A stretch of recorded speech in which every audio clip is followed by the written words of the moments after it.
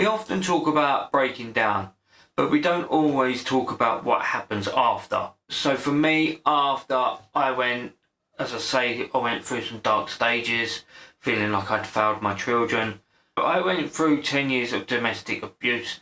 When I was out of this situation, I wanted to feel like everybody else around me. I wanted to feel quite normal and expected this to happen very quickly. It really didn't happen quickly at all, actually. I was left quite lost and really knowing where I was going with things. I moved in with my sister and spent the best part of 6 months on her sofa. I went through some very dark stages where I didn't really feel like I had a purpose. For men, I think it's very important that once you're out of the crisis, the journey is still tough. It's not just fixed. It's a long road, so please don't expect the journey just to be you're okay, because you're not. A lot of people around you will expect you to feel normal. People around you will expect you to be okay, because on the surface we look okay.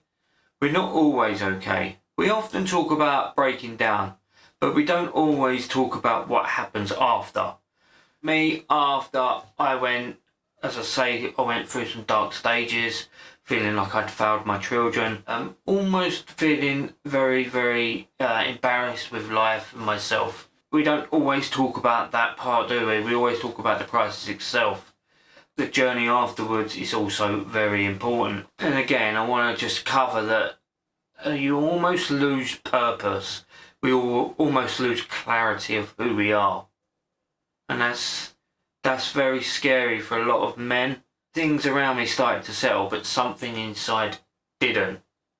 This was the point where I kind of knew that I had underlying problems that I needed sorting. Rather than just burying these feelings, I had to open up to, let's just say, a very close family member of mine. And from that day, she's very important to me.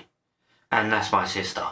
I do owe my sister my life. I owe her everything. With that, her and my brother-in-law saved my life. Got me the help that I needed. So what I didn't realise at the time is my body was still catching up with the process. It was still learning to deal with how I should be now, how life should be. And in the environment I should be okay, but I didn't feel okay. So that was very confusing. It was very hard to adapt to life. Now I was it was like a prison sentence, I suppose. Those people that come out of prison and feel lost. It was the same kind of feeling. I was trapped for so long, but now I'm free. So where do I go? What do I do? How do I survive? How do I cope with these feelings inside? And I know myself, and a lot of men out there will too, that we almost carry this feeling inside that we should be okay by now. We should be over this. Like, we're men, we're tough, we can beat this, but it's not like that. It's the guilt, the pressure, it all mounts up inside, and there's a lot that we fight under the surface. I don't know if it's the same for everybody else, but for me it was almost the self-judgment of, I should be okay, I should be over this by now. You are your own worst enemy and you fight yourself on those thoughts. So what helped me was not pushing myself harder, it was actually changing the question. Like asking myself, who am I now? What do I need from life now? What should life look like for me? And with that, I started picking pieces out of different parts of my journey going forward. And for me, that works very well. I knew what I wanted. I didn't necessarily go straight down the right path. I made some bad choices. We all do. But I did know where I wanted to go. And that was to be a good dad and put the past behind me and not let it define me. Still suffering from some of those scars that are buried in me, so please don't judge yourself for those scars, right? They are your war wounds. They are what made you who you are today. If you're watching this and this feels like you, don't feel like you're doing anything wrong. You're not.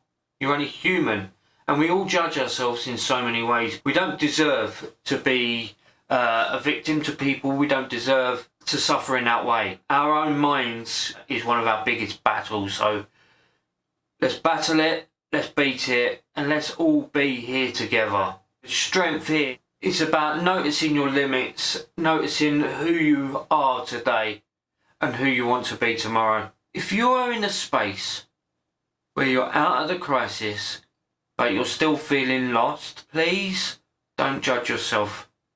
Please don't be too hard on yourself. You're not a bad person. You're not doing it wrong. You've just got to focus on what's important and take your time. There is no rush in this.